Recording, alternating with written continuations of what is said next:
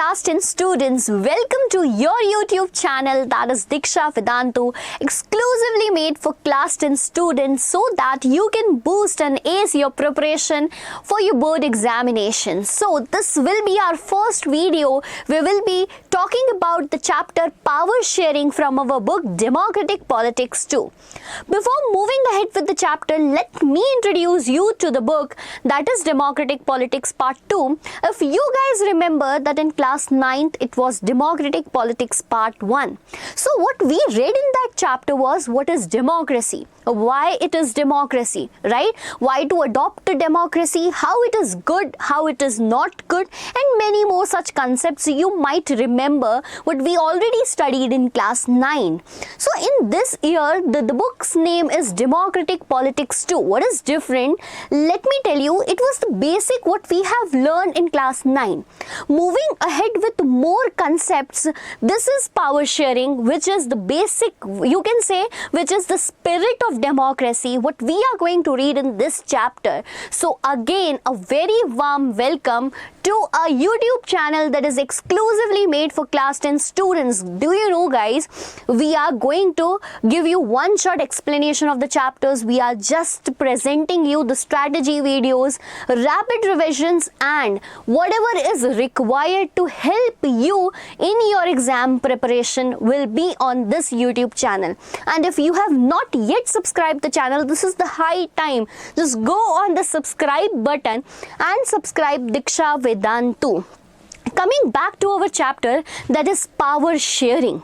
Let me tell you that what we are going to study in this chapter, what is important for your exam preparation, how questions can come in your exam preparation. Even I'm also going to give you some questions to practice here, right? Even by the end of this session, I am going to solve the questions for your preparation in this video itself.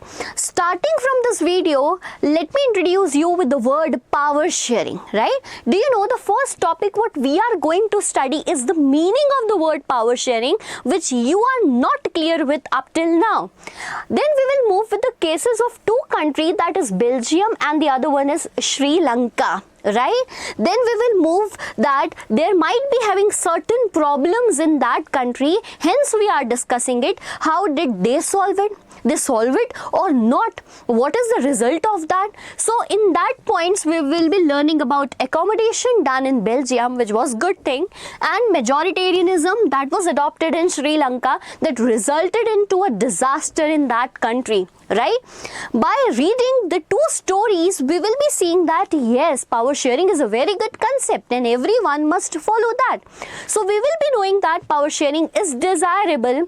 We will give the answer by providing two reasons. One was prudential and other one is moral reasons. At the end, we will see the application based learning of this word power sharing, and we will see how forms of power sharing is found in modern democracy. So this will be our agenda for the whole class, whole session you are in. What I want from you, student, is that you just need to sit calm, concentrated throughout this video, so that in a single short video you will be having a complete analysis of this chapter, a thorough revision of this chapter, thorough understanding of the chapter, so that you can make no mistakes in your upcoming half-yearly examination and then the final examination too. So again, a very warm welcome, students. First we will start with the word meaning, that is power sharing, right? Like you might remember, there is a pizza, right? A pizza comes in front of you and you don't want it to be shared because it gets reduced. Right? The same thing is in maths also. Whenever we divide something, it reduces. But let me tell you that in our political science, whenever the power is shared, again I'm marking the word, whenever power is shared, it does not reduces. Rather, it increases the democracy. Rather, it increases the transparency in the democracy. Now you might be wondered, how can this be possible? Yes, students, power sharing is very, very important concept in democratic politics. It is the very spirit of democracy, and let us understand how. Yes, if someone asks you what is power sharing, you can clearly say that it is dividing the power. Among whom? among the participants in a democracy, right? Is it clear to everyone? So moving further, whenever your parents want to give you a learning, right, they tell you with the help of story. Similarly is what done in this chapter of NCERT. They started with two stories, right? One is Belgium and the other nation is what? Sri Lanka. One adopted this power sharing measure, or rather the other one didn't adopt it. As it not adopted the power sharing, it resulted into a disaster in that nation. It resulted into long years of civil war within the nation, and the people felt alienated within the country. So let me teach you with the help of an example. Imagine you are in a school and there are three classes in that school. Class A, Class B and Class C. Now, one day what happened? Idea came to your principal that they can form a school cabinet. They just called the Class A students and asked them to found that council, student council, or what we can say cabinet.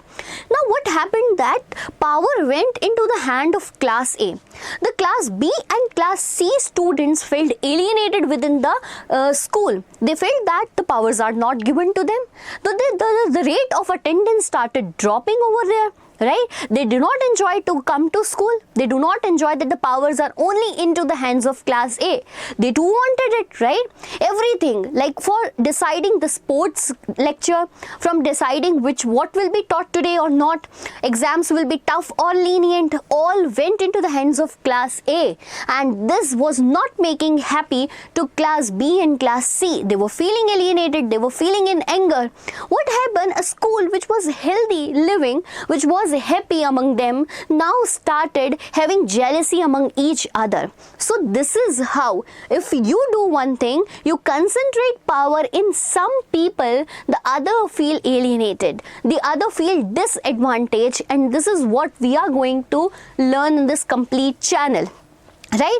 They have given you the example of two countries. One is Belgium. Like mark here, Belgium is in the north of France, right? A small country in Europe, very, very small country in Europe. And the other one is Sri Lanka, again a small country in Asia, in the south of Tamil coast in India, right? So we are going to understand the concept of power sharing just with the help of these two countries here. Let's begin it.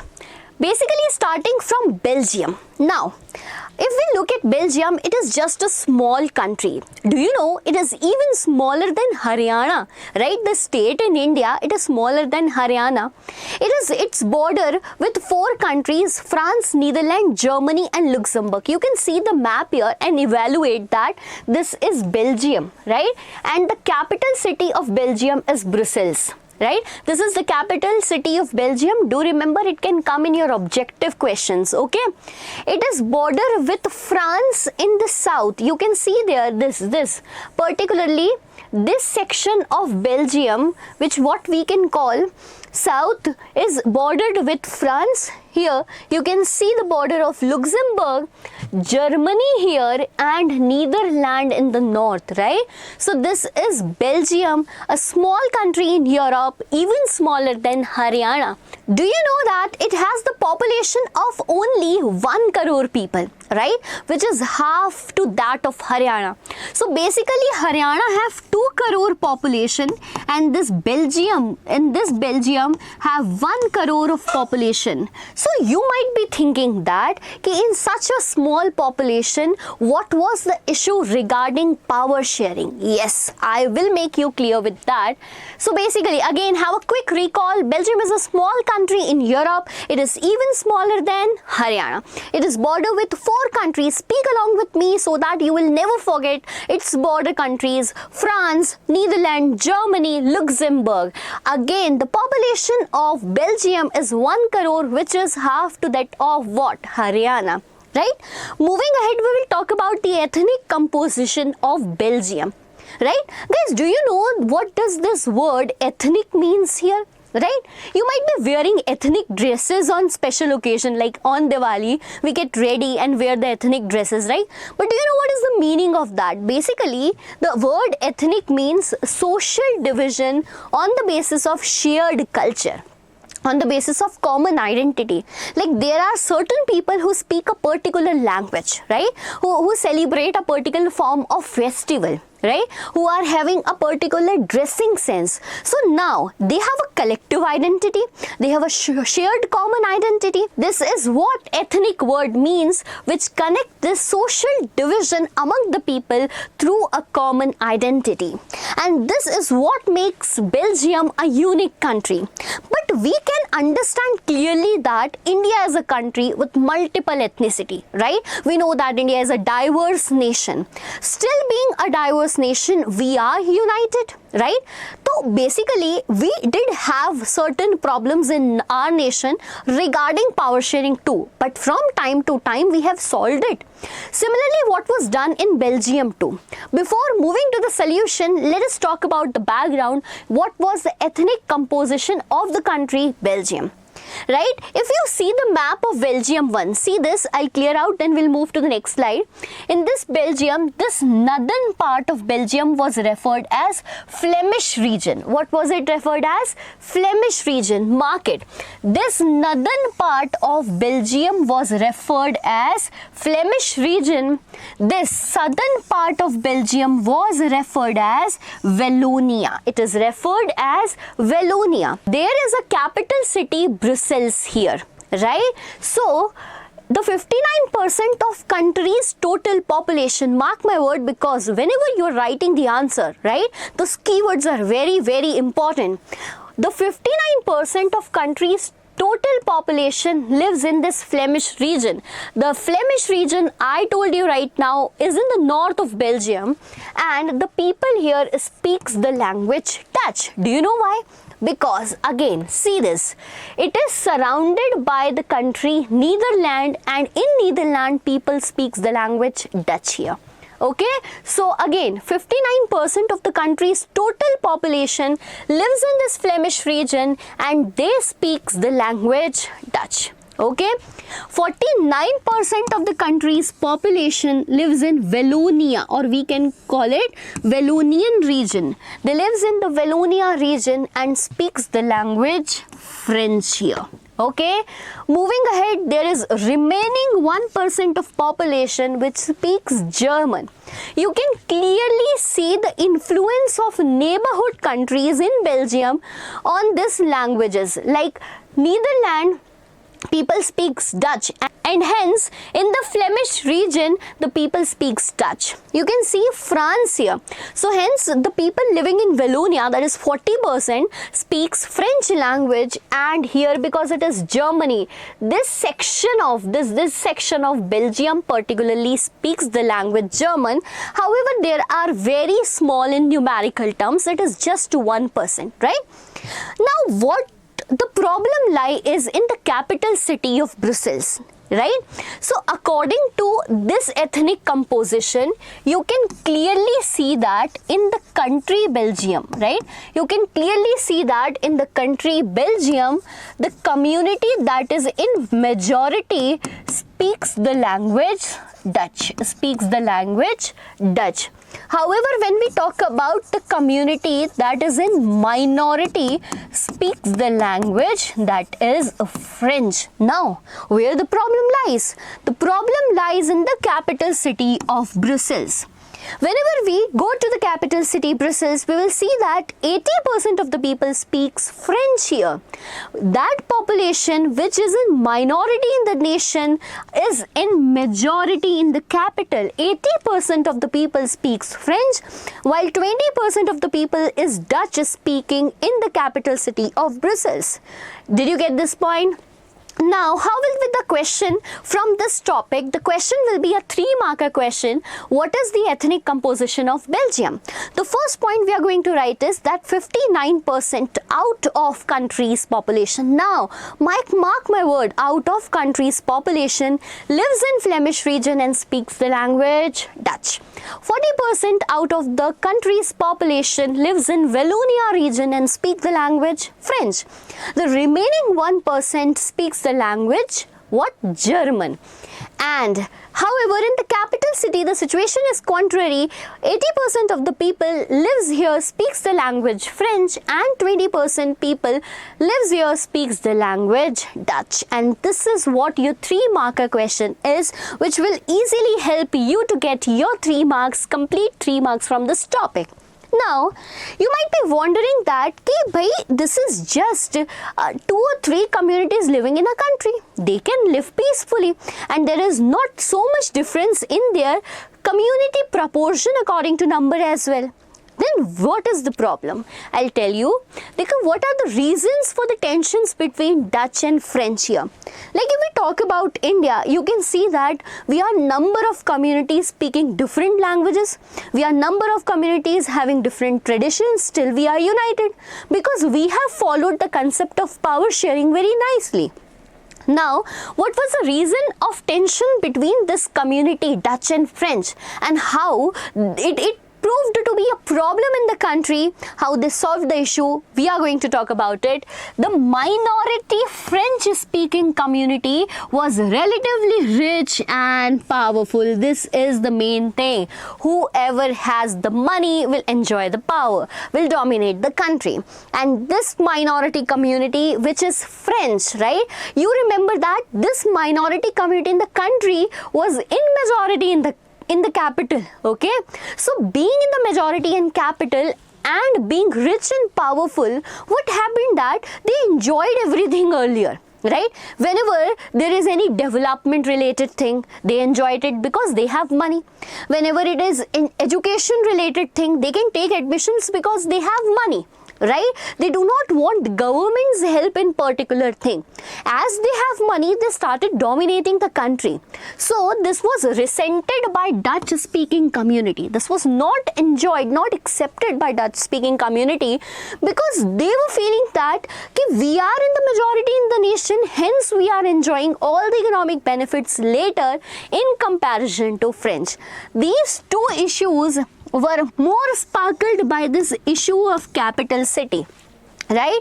This Brussels presented a special problem which we have discussed earlier. What was the problem? That the Dutch speaking community, which constituted a majority in the nation, a majority in the country, but it was minority in the capital. It was in minority in the capital. Now, what happens? This both the community now, what happened? Both these community wanted more power.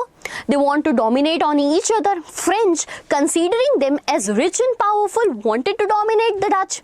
Dutch, considering them as majority in the nation, wanted to be more powerful than French, right? And nothing is wrong in that. One who is more in number always want to dominate the other. But because of this problem, because of this intensity in their disputes, lead to tension in the nation. And we can see that a condition was like setting up where civil war can happen, right? So the civil tensions emerged between the Dutch and the French, particularly in the timeline between 1950s and 1960s. The communities were fighting for their rights. The community wanted to dominate on each other. But Belgium has taken a very, very smart decision here. And that smart decision was accommodation. Do you know what does this word accommodation means? The word means to accommodate, to bring together everyone, to give equal rights, to give equal power to everyone, so that everyone can live peacefully with harmony here. So before finding the solution to a problem, let us particularly figure out that what was the problem in the country, right? As you can see that the major problem in this country was regional differences, right? There were acute regional differences. There were people living in Flemish region, in majority they speak the language Dutch. The other region was Wallonia, where people speaks the language French. Along with this regional differences, there was cultural differences among them too. So this was the major problem to what we need to find the solution. What Belgium did, they have just amended the constitution 4 times, right? They have amended their constitution how many times? Again, a MCQ question, that how many times did Belgium amended their constitution? It is 4 times between the year 1970 to 1993. It was between the year 1970 to 1993. Now what they did, it is very interesting. However, this accommodation is little bit like difficult, right? We will find that they have made the process more complex, but when we will go to the result, we can see that sometimes complex things can also give a better result, right? Whenever required. So, constitution prescribed that in the central government, okay? In the central government, the government for the nation. In the central government, the number of ministers from Dutch community and French community will be equal. For an example, there will be 100 ministers in the central government, right? So, 50 will be from Dutch community and 50 will be from French community. This was the major and the first decision taken by the Belgium government here. Right? Now, prior to this amendments, what happened? All the power were in the hands of central government, right? You can call it a unitary form of government. What is unitary? When all the powers are in the hand of only one level of government. Whenever it is now, the regions within the country, the principalities within the country often get agitated because they have no rights, right? The state governments are formed here, but the state governments have no right to take any decision, to do any action, right? By this amendment, they have realized that power needs to be shared. Whenever we want to keep a country healthy, peaceful, the power needs to be shared. The second most important thing what they have done was sharing the powers from central government to the state government, right? Sharing the powers from the central government to the state government. Mark my word here, central government has give some powers to the state government, and now the state government is no longer subordinate to the central government. Did you understand the point? Up till now, central government relied for everything on up till now, state government relied for everything on the central government, right? Now, the powers are allotted to them. They will take decisions in their jurisdiction as well. So now they are no longer subordinate to the central government. This is how they will enjoy the power, and this is what makes power sharing more visual. Now, a third government, we have a separate government in the capital city Brussels. We have a separate government in the capital city Brussels, where equal representation was given to both the communities. Equal representation was given to both the communities, that is Dutch and French, right? Like you can see as Delhi has its own government, right? So in that government, the Dutch and French will have equal representation. For an example, in that government there are 300 members. 150 will be from Dutch community, the rest will be from the French community. Apart from this, very innovative thing was adopted by Belgium, and that is the formation of community government. Now what is that, right? This is something different form of government we never heard about, right? Now talking about this community government, the word itself tells the meaning that the government is formed by the communities. Yes, you heard it right.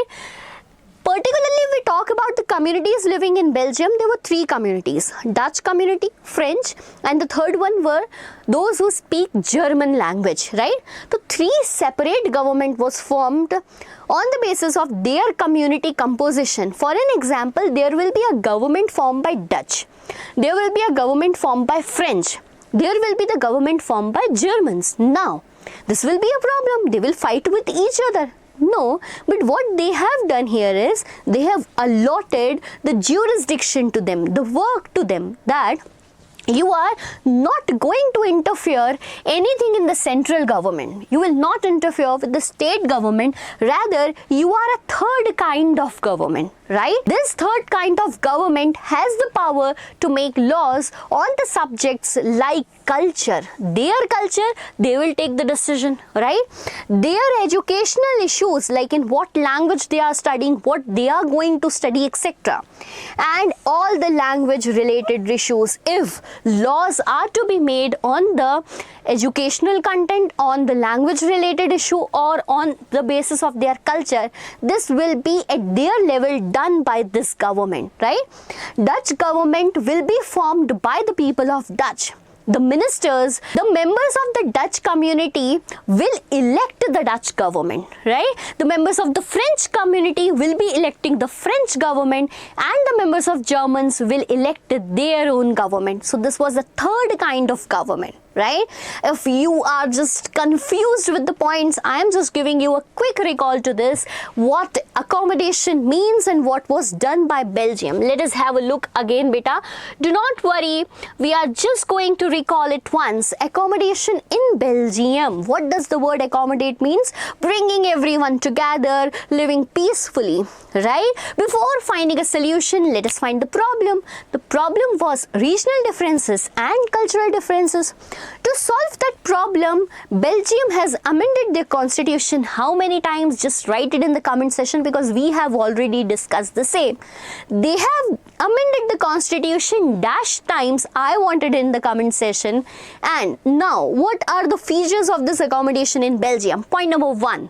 Point number one is that in their constitution, it was prescribed that in the central government, there will be equal number of members from Dutch community and from French community.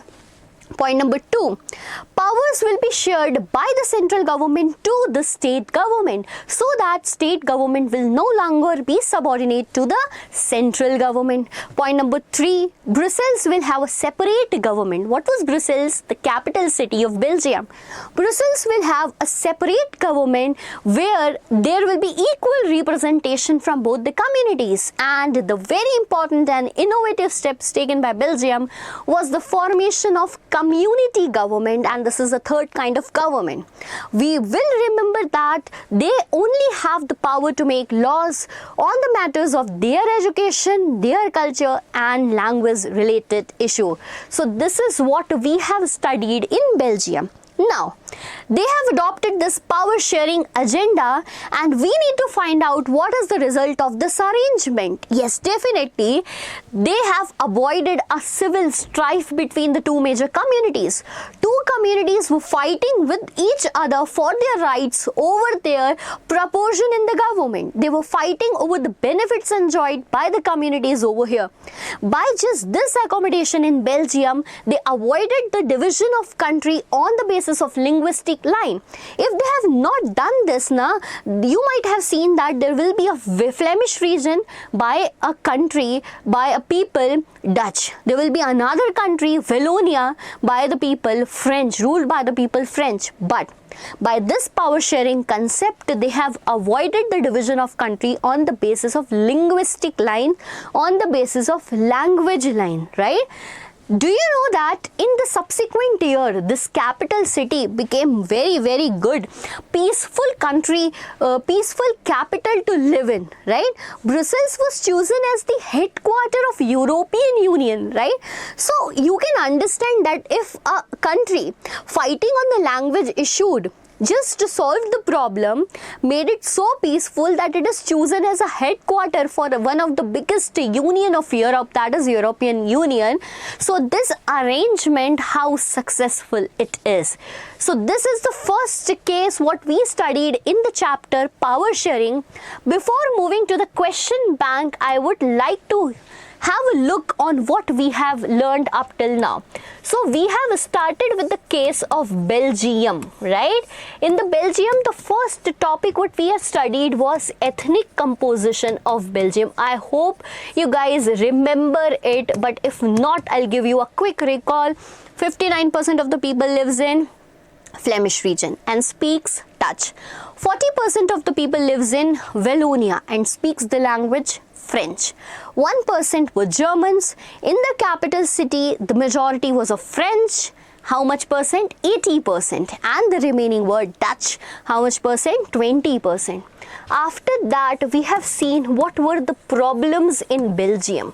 What were the problems between these two communities, and the last one, how did they solve the problem, that is accommodation done in Belgium. This is what we have studied, and we have ended that what is the result of this accommodation. It was quite peaceful. It has made the country more stronger than before. So the question bank for this is, describe the ethnic composition of Belgium. I hope you guys are going to solve it. Second is, what led to tensions between the Dutch and Dutch-speaking and the French-speaking communities in Belgium? What is the special problem of Brussels? And the last and the very, very important 5-marker question, describe the way in which power was shared among different social groups in Belgium. Now, pay attention, the format of question in question number 3. They have asked you the way in which power was shared among different social groups in Belgium. Now you need to identify what we are going to write here. They have asked you how the social groups has shared power among them. That means we need to write the points accommodation done in Belgium, right? So this is the 3 questions which this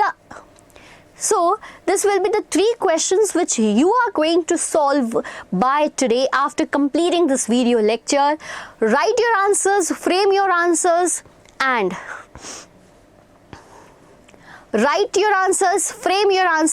boost your preparation. So after completing the whole topic of Belgium, considering the whole case and solving the questions, let us move ahead with case number 2. And this is of Sri Lanka. Do you guys know that Sri Lanka was a nation that was ruled by Britishers, right? Yes. It also got independent in the year 1948, just 1 year after India. Do you know it was Portuguese who came to Sri Lanka at the earliest, like in India also. Who came first? It was Portuguese itself, right? Vasco da Gama, the Portuguese person who invaded India via sea route. If you remember the old subjects, old topics, what you have read in your last classes. So Portuguese were the one who just invaded the Sri Lanka and occupied it. Later then it was replaced by Dutch. Dutch people called it a Dutch Ceylon. Ceylon, it is a historical name given to Sri Lanka. And it was then overtook by English, that means Britishers overtook it and ruled it till 1948. So Sri Lanka was ruled by Britishers till 1948 and got independent in the year 1948. If you know the location of Sri Lanka, it is just a few kilometers away from the coast of Tamil Nadu in India, right? It is an island nation surrounded by ocean from all the 4 sides. If we talk about the population of Sri Lanka, it is just merely 2 crore of population. We know that it is a small nation in comparison to India and many other large countries, right? It is a small country with a population of 2 crore, which is similar to that of the population of Haryana, right? Now comment down in the comment section that what was the population of Belgium, if you remember, because this we have learned in the starting of the session, right? In the starting of our class. So the population of Sri Lanka is 2 crore. Its location is south of India. It is an island country. It is in the continent South Asia, and it got independent in the year 1948. Why we are going to study Sri Lanka in this chapter is because we are reading power sharing, right? And one of the country which was like facing crisis because they didn't share power is Sri Lanka. Before moving to the crisis, let me tell you what was the ethnic composition in Sri Lanka. You need to understand this thoroughly, right?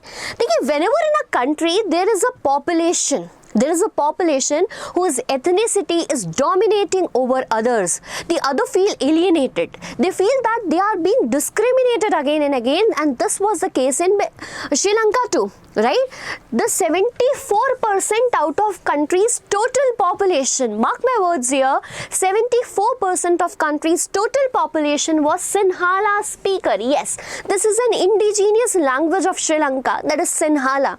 So if you guys don't know, this is a language that is spoken in Sri Lanka, and 74% of the people in Sri Lanka speaks this language. Do you know what is the religion they follow? The religion they follow is Buddhism. They follow Buddhism, they are Buddhist. If you guys know that Mauryan dynasty have a role in like promoting Buddhism to South India and then moving it to Sri Lanka, moving it either to Southeast Asia too, right? So since then Buddhism reached Sri Lanka and became a major religion over there. So 74% of the Sinhala speakers follow the religion Buddhism. If we talk about the rest of the population, there are 18% of Tamil speakers, right? As it is just a few kilometers away from Tamil Nadu, there are people living speaking the language Tamil, and it is 18% of the population. Do you know the religion there? It is Hindu and Muslims. Either they are Hindus or they are Muslims who speaks the language Tamil here. The rest of the population, because of the influence of Europeans in Sri Lanka, that is 7% of the population, they follow the religion Christianity. They follow the religion Christianity and they are Christians. If we talk about their language, it is mixed with Tamil and Sinhala. They speak both the languages Tamil and Sinhala. It is not done yet because in Tamil speaker also we see two type of people, right? The two type of people are such that the Tamil speakers, the majority among them are Sri Lankan Tamils. Now what is Sri Lankan Tamils? Who are the people who are indigenous to Sri Lanka, who are born and brought up, and their dysentery is also from Sri Lanka, right? So they are referred as Sri Lankan Tamil, which constitutes to 13%. It is like 13% of population who are Sri Lankan Tamils, and the rest 5% population is Indian Tamils. Now how Indians reached there? During the time like colonialization was done, right? They moved to Sri Lanka for work also. They moved to Sri Lanka in search of work, or what we can say fisheries is also one of the activity that connects the people over there, right? So there are people who went to Sri Lanka and got settled there. They are referred as Indian Tamils there. Okay, so how will be the question here? Question will be, what is the ethnic composition in Sri Lanka? Right? The ethnic composition in Sri Lanka, you need to answer just in simple points. Point number 1, the Sinhala speaker here constitutes for 74% of country's total population, and they follow the religion as Buddhism. They follow the religion that is Buddhism. There are 18% of country's total population who speaks which language? Tamil language, and they are follower of Hinduism or Islamism. The rest is 7% population who are Christians, and they speak both the languages, that is Tamil and Sinhala. In the Tamil speakers itself, they are divided into subheads like Sri Lankan Tamils, who are 13%, and the rest are Indian Tamils, who are just 5%. And this will be your answer for 3-marker or 5-marker question, right? What is the ethnic composition in Sri Lanka? Now the question is, what is the issue? India has multiple diversity of ethnicity. Still, we are united. Because of that, we have solved the problem of power sharing, right? Now what happened in this case is that we are very much clear that as 74% are Sinhala speaker, right? They will dominate the government as well. After that 1948 independence, they were also having several work like making the constitution, deciding the elections system in the country, right? And whenever it was done, the dominance was seen of the Sinhala speaker, and they have took this as an opportunity. They started to implement certain measures in which their majority can retain throughout the government. Do you know this is known as majoritarianism? If someone asks you what is majoritarianism, you can clearly state that whenever the majority is trying to dominate over the minority. Whenever majority wants that only I should rule. Sometimes it happens in your family too, na? You are the eldest one, right? And you want to dominate among all your younger siblings. You want that the power should be in my hand. Similarly is in this country, majoritarianism, when the majority wants to dominate and rule by whichever way it is possible. Either it's ethnic, either it's whatever it is, right? So majoritarianism in Sri Lanka, let us talk about it. What are the steps taken by them? Again, mark my word, it is very important 3-marker question that is definitely going to come in your exam. Majoritarianism in Sri Lanka, the first point is that in the year 1956, just after some years of independence, an act was passed by them. Right? An act was passed by them which made Sinhala the official language of the nation. Which made Sinhala the official language of the nation was one important word is here. That is only official language. It clearly states that all the official work in the nation will be done in one single language, that is Sinhala. You can understand the point here that disregarding Tamil, the Tamil people are not at all happy with this decision because they are 18% of population. How could they understand everything in Sinhala language? Like the signboards even in the country are written in Sinhala language. Will it be difficult for Tamils? Yes, exactly, it is difficult, right? The next step was the government made preferential policies, right? What do you mean by that? Ki whenever there will be any university admission, government job or anything like which is benefited by the government, all in this case preference will be given only and only to Sinhala applicants in terms of university applications, in terms of government jobs and the benefits given by the government. So this was so discriminatory, you can clearly see that, right?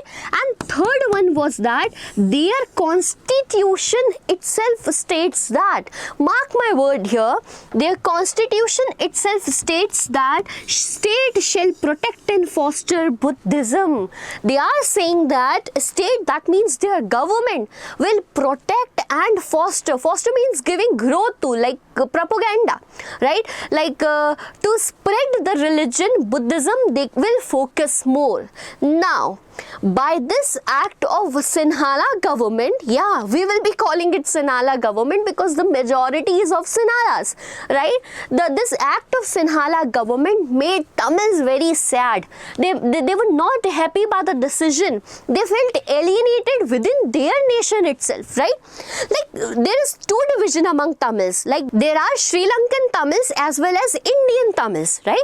Indian Tamils may accept that as we are not original of this land, we will be discriminated. But Sri Lankan Tamil felt that we belong to this country, right? We belong to this country and we are still feeling alienated. We are feeling like, no, we are not the part of this country. Okay?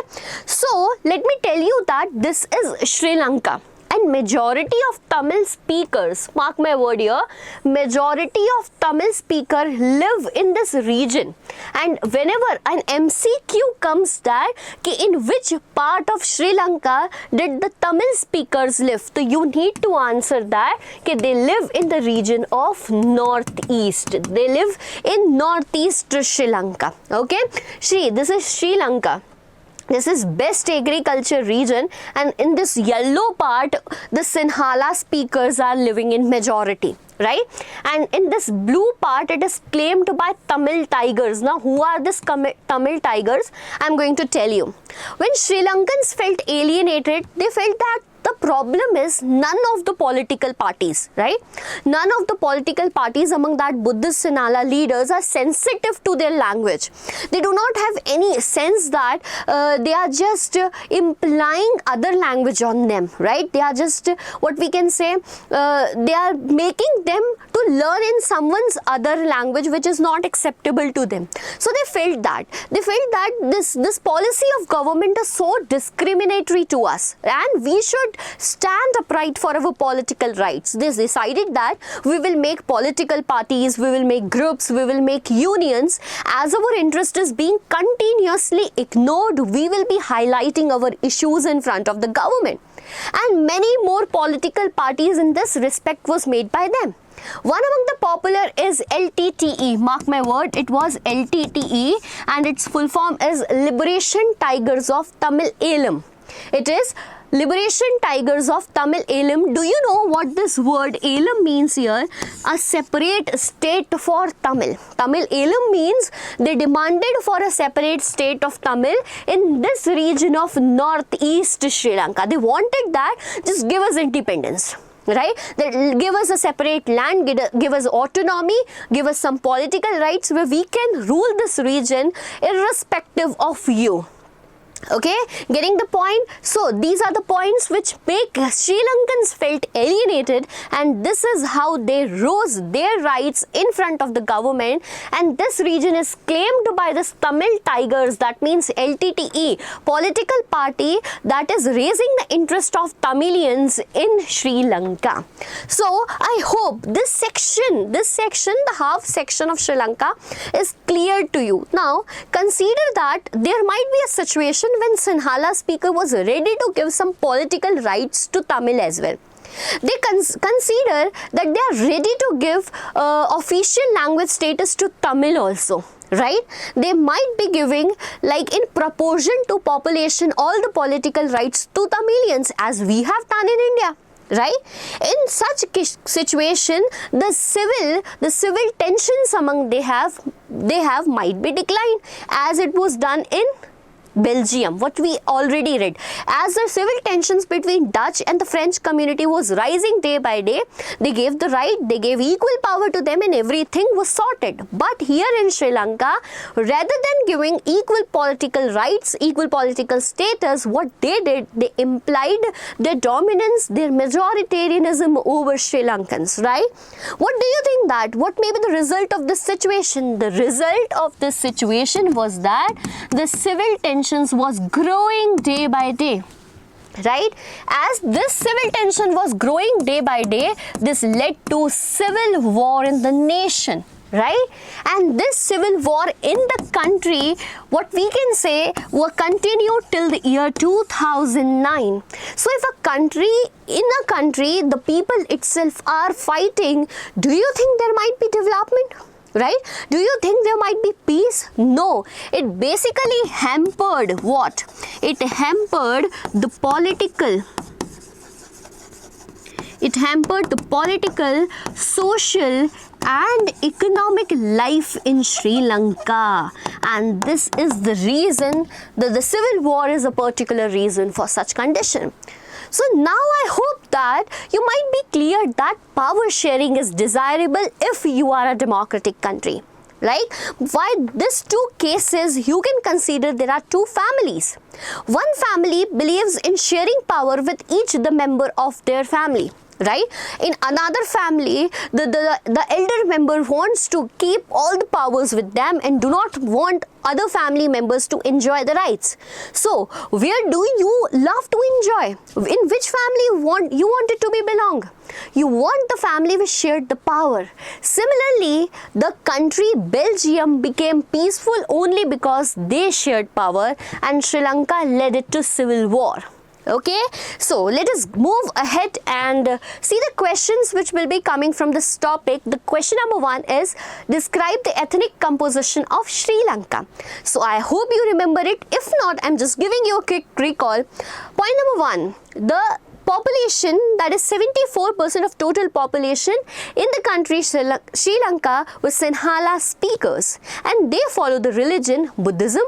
Okay, out of country's total population, there was 18% who were Tamil speakers, and they follow the religion Hinduism and Muslims. And the remaining 7% were Christians who speak both the languages, that is Sinhala and Tamil. So this is what the ethnic composition of Sri Lanka is.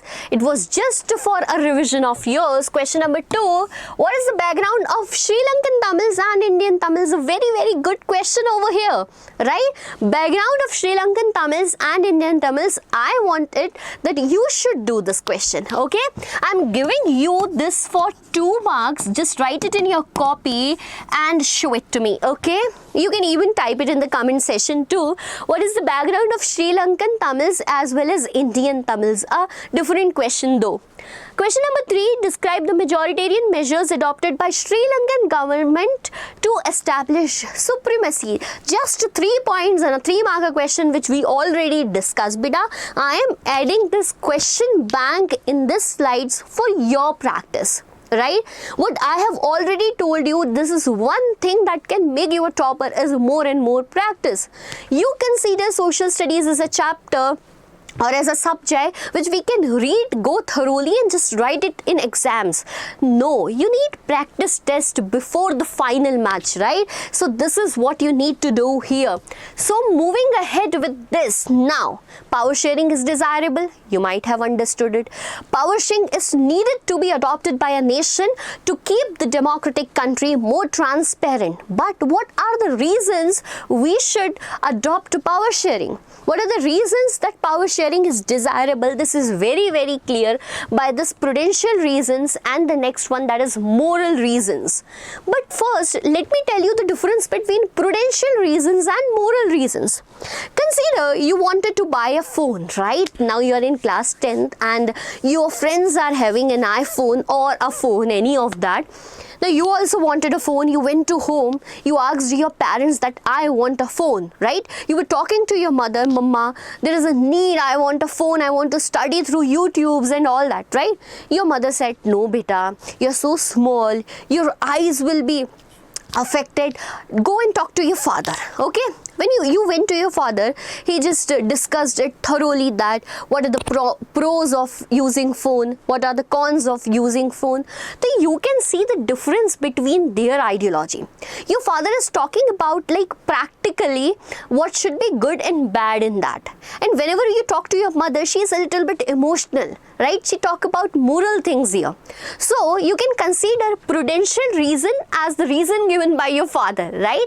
Prudential reasons are the reasons when we analyze something and we see that what is good in that and what is bad in that, right? And moral reasons are the reasons which we take the decision morally. It is morally correct or not. Yeah, right? It is going with our moral values or not. So, power sharing is desirable according to the following prudential reason. Again, a 5-marker question that is going to come in your exam.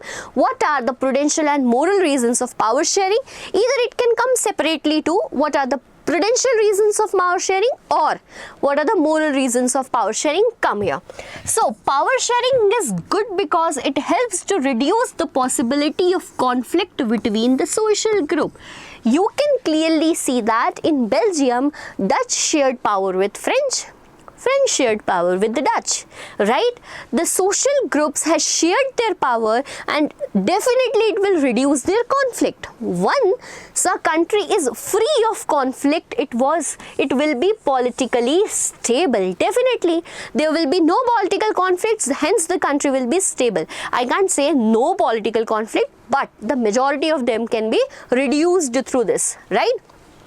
Very, very interesting point here, imposing the will of majority community over a minority community is a very, very attractive option, right? But it will ruin the unity of the nation and that is definite, right? It will ruin it.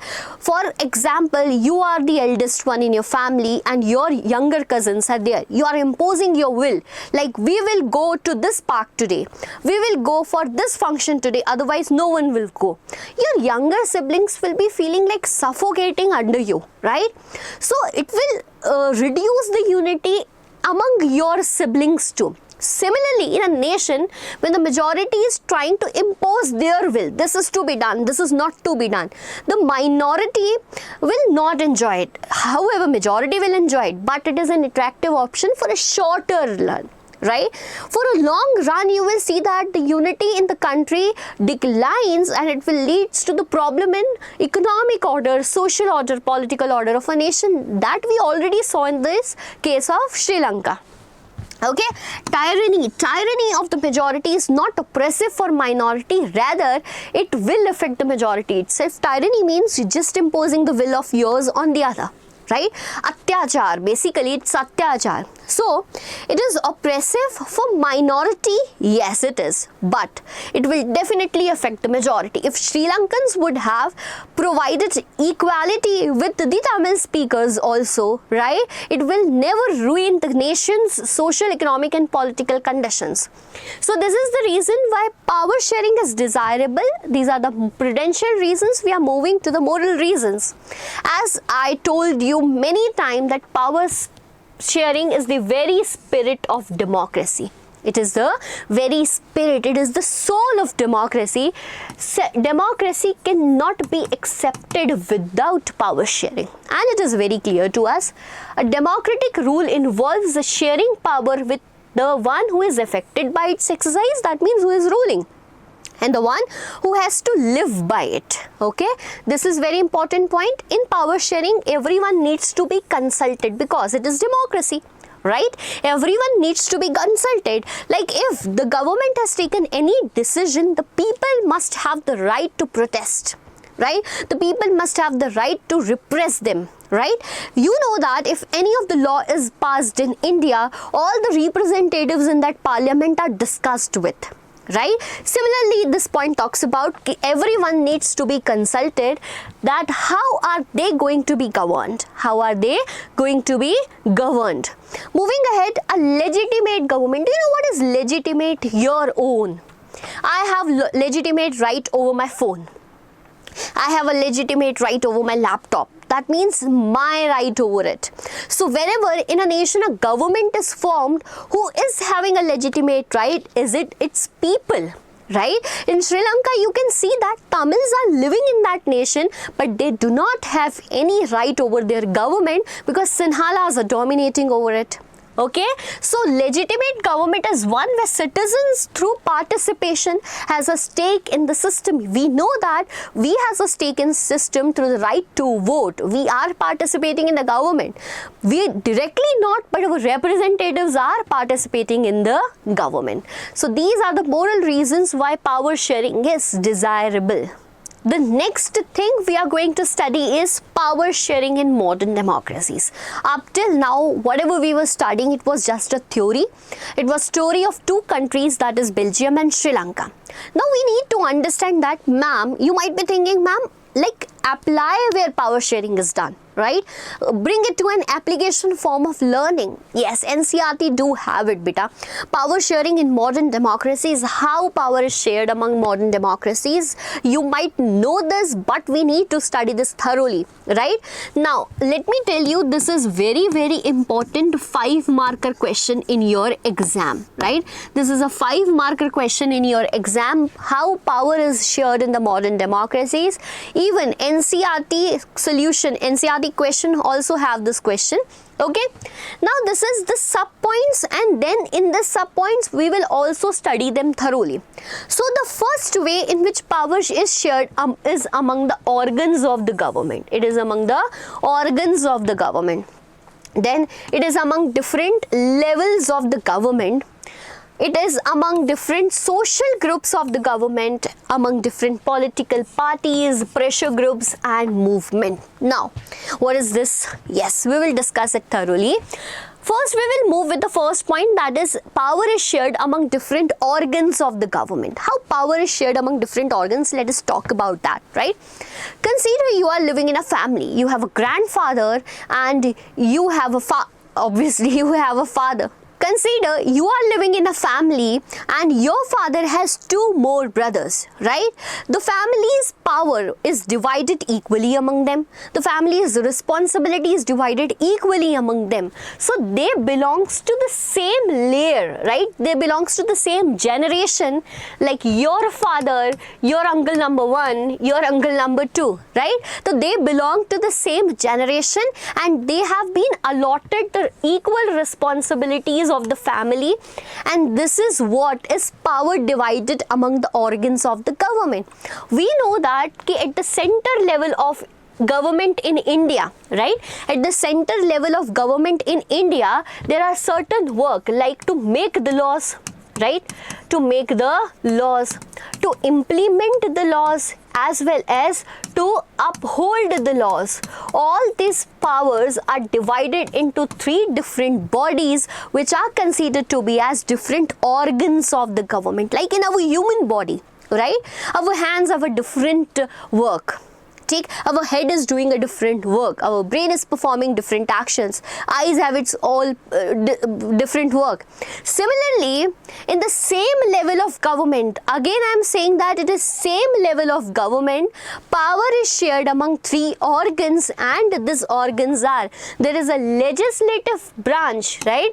There is a legislative branch which makes the law, right? There is an executive branch which implements the law, and there is a judiciary that just upholds the law, like it checks whether the laws are performing right or not, they are in respected to the citizens or not. Okay, so let us just visualize it. We have a parliament in our nation. You might have studied this in class 8. We have a parliament in the nation, and the members are elected directly by the people, right, in Lok Sabha. So as the members are elected by the people, the responsibility of this parliament is to make laws. Within this parliament, whichever party is in majority makes the government. Like it includes prime minister plus its ministers along with the president, right? And this is the executive body of the nation which implements the law. We have a Supreme Court at the country which upholds the law, which check whether the law is followed or not. So this, within one layer of government, power is shared among three bodies, and it is hence known as horizontal division of power. See, this is what? Horizontal division of power. Do you know it is also based upon system of checks and balances? Now, what is the system of checks and balances? Let me tell you to this. Basically, whenever a law is being made by legislative, Supreme Court clearly have the right to check it whether it is according to the constitution or not. Do you know that this prime minister and minister hold power in the parliament only when they are able to prove the majority in the parliament? If someday they loses the majority, they are not in majority in the nation, this legislative assembly will just throw them out from the government, right? They have the power to introduce no confidence motion in the parliament to clearly state that this government is not in majority and we want to replace it with the party which is in majority. Hope you are getting this point here. So everyone is checking the other in the system, and hence this organ of government is known as what? This is system of checks and balances. Whenever we are getting this question for exam now, we just need to highlight these keywords. In answer writing, the keywords have a very, very important role, beta, because these words are from NCERT. The examiner only knows the word of NCERTs, not other than that. Okay, so consider this. In power shared among different organs of the government, these 3 points are needed to be written. That it is divided among legislature, executive and judiciary. It is also known as horizontal form of power sharing, and it is based on the system of checks and balances. The second one here is power shared among different levels of government. Now, different levels of government. We know that India is a federal country. Now, what do you mean by federal word here?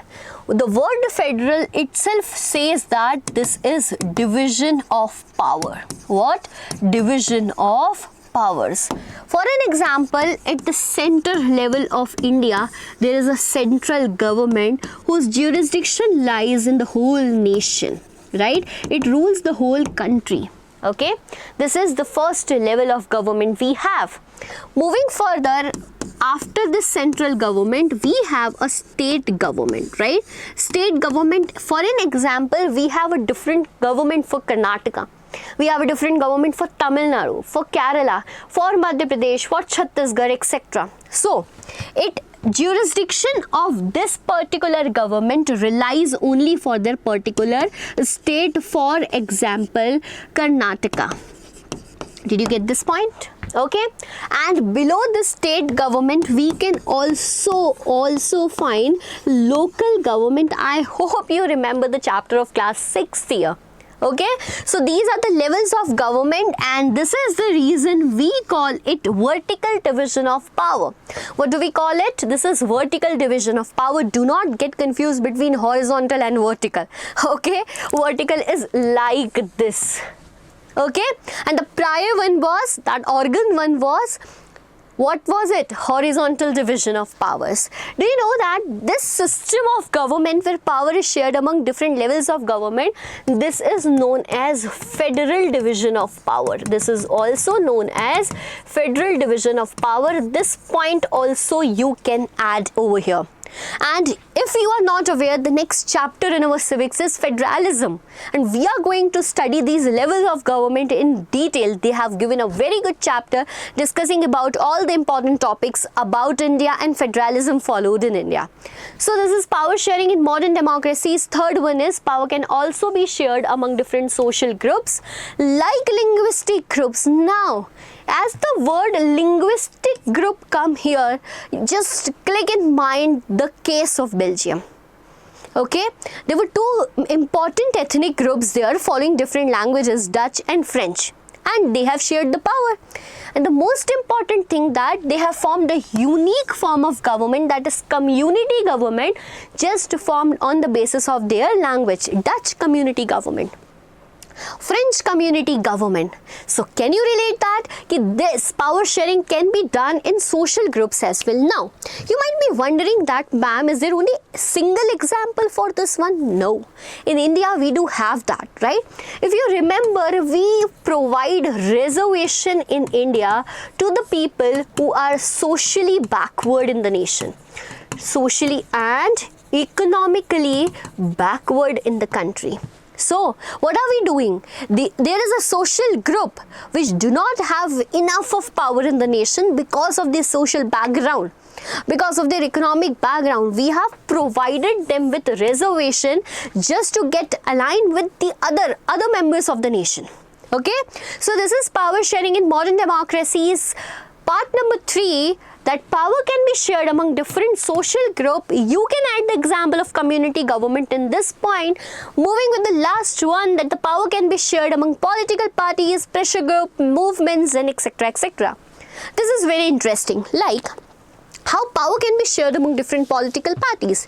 You might be wondering that political parties are rivals of each other, right? How can they share the power? So if you know that political parties are also in a situation when they come together and form coalition, right? Gadbandhan Sarkar, the coalition government, if you have heard it. So what is coalition government? When two or more than two political parties come together and form the government. When two or more than two political parties come together and form the government, this is known as coalition government. Can you understand that how power is shared among political parties? Yes, this is how it is. Okay, you might have seen recently one India. It was not coalition, it was alliance. It was alliance. Let me tell you the difference between alliance and coalition government. Whenever two or more than two political parties come together to fight elections, right? They come together to fight elections or challenge the government ruling right now. This is known as alliance, and if this alliance probably won the election, they managed to win the election, the government formed by them is known as coalition government. Here the very big difference between alliance and coalition government. So yes, power is shared among the political parties also. Along with the political parties, there are certain pressure groups which are pressurizing government always to do this and do not do this. Okay, you might heard the speeches also in the parliament going on. The pressure groups can be NGOs, the pressure groups can be any unions, trade unions that are pressurizing government for their interest, for demanding their rights. Okay, and we can also see movements going in the country. Like you might have heard about you might have heard about a law passed in terms of agriculture, and in Delhi a large number of protest was going by the agriculturist union, farmers union over there. So this union came together to fight against a law passed by parliament. Isn't it power sharing? Their demands are like clearly presented by them against the government, protested by them against the government. This is a form of power sharing, because it is only democracy which allows to do that, right? Which allows them to stand against their right. Okay, so this is a form of power sharing arrangement that can be done between political parties, pressure groups and movements, so that they can influence those in the power, right? They can talk about their interests to those who are in the power right now. So this is the 4 type of power sharing in modern democracies, and right now you might be thinking that I forget the first one. Yes, we will recall it again. Power sharing in modern democracies can be done among different organs of the government. Coming down right now in the comment section, what were the 3 organs of government? They are also referred as horizontal power sharing, and it is based on the system of checks and balances. Moving ahead, there are different power sharing among different levels of government. Okay, power sharing among different social groups, and at the end it is power sharing among different political parties, pressure groups and movements as well. So this was all about the chapter here. Ending this chapter, I want to tell you that initially power sharing was not the concept adopted by countries, because countries or nation was not present earlier, right? What happened during the time there were kingdoms, during the time there were empires, during the time there was monarchy, right? They do not feel that power needs to be shared. Consider you are the king of a nation, right? Do you want the power to be shared among anyone? No, neither your friends, nor your family, because we have seen in the history that people are just killing its father itself just to get the power, right? So in earlier times it was believed that power should be concentrated in a single hand, so that no other than that king can challenge the power. Okay, but with the introduction of this system known as democracy, right? With the introduction of this system known as democracy, you know that why it is introduced, because of that whenever, right, what we can say, power corrupts. And absolute power corrupts the person absolutely. Whenever that king was having all the power centralized in their hand, they become absolutist persons, right? Everything was done autocratically. They were just taking decision irrespective of its benefiting the people or not. And hence this democratic concept was introduced in what we can say philosophical sense, and then majority of the country in the world right now are democratic. So this is the reason that we have shifted from centralized power to power sharing. I hope you have understood the chapter thoroughly. If not, still you can comment in the comment box, because I want to make clear each and everything as much as possible clear to you in this video. Okay, so ending the chapters with some important points that you need to go solve it by today. Question bank involve explain the following terms. Majoritarianism, I hope you get it. Just go back and remember the definition I told you. The second one is definition of power sharing, and the third one is civil war. Now you may be thinking, ma'am, how to write it? Just take a copy, recall the lecture once again, take your NCERT, read the chapter thoroughly and write these answers by today. I want it by today, beta. You have to do it, okay? Second one here is describe the way in which power was shared among different social groups. So again, how it is to be done? The last slide we have seen that power can be shared among different social group. Give the example of community government in Belgium, and this is all done.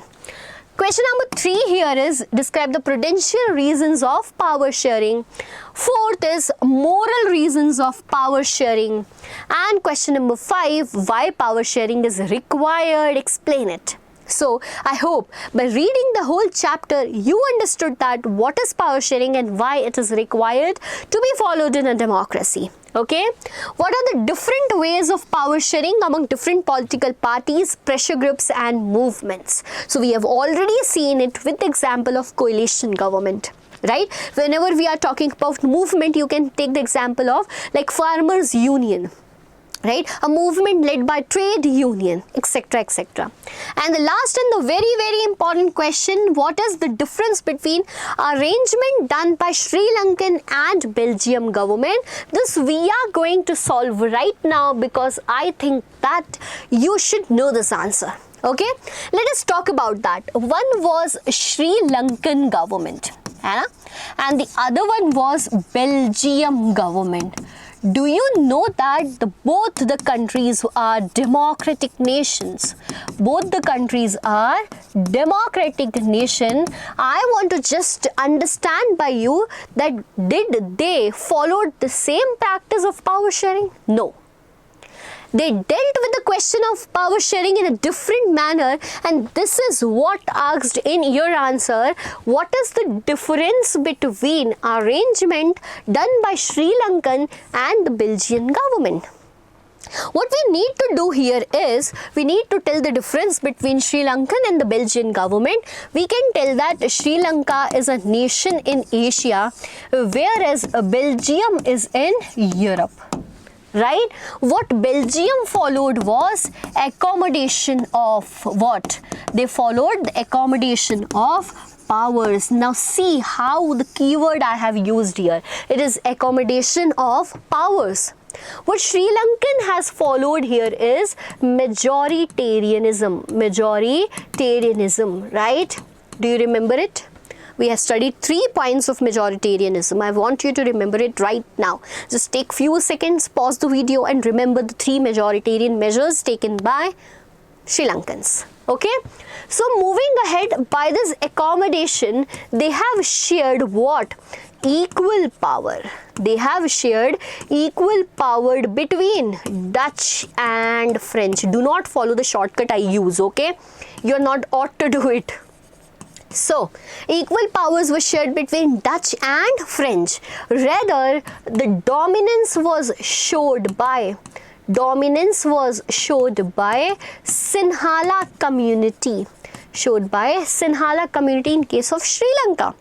We will also talk about the result here. The result that we see in Belgium was that it became a very, very peaceful nation and the civil tensions ended here. Okay, the civil tensions reduced or ended here. Wherever we talk about Sri Lanka, it led to civil war. So I hope that if this question is coming in your exam, you are able to do it because I made you to solve it, right? Just write down in your copy, writing this question first and describing this 5 points in your answer. You're definitely going to get 5 marks through this. Okay, so this was whole about the chapter power sharing, the first chapter of our civics beta. The next we are going to do is nationalism in Europe, the rise of nationalism in Europe, a very, very big chapter, the most what we can say detailed chapter and most tough chapter of our class 10th. But I ensure you it will be so easy for you if you are connected with me. I just want you that still if you have not subscribed to the channel, just go and hit that subscribe button because you are just going to enjoy the social studies preparation with me. Okay, I hope I make you to learn each and everything. I ensure I will be with your journey till your class 10th result, and we are just going to have that result day with just so joyfully will enjoy it. So this was all about the chapter. Thank you for connecting with me. Just go to the channel, hit the subscribe button if not yet done. Thank you.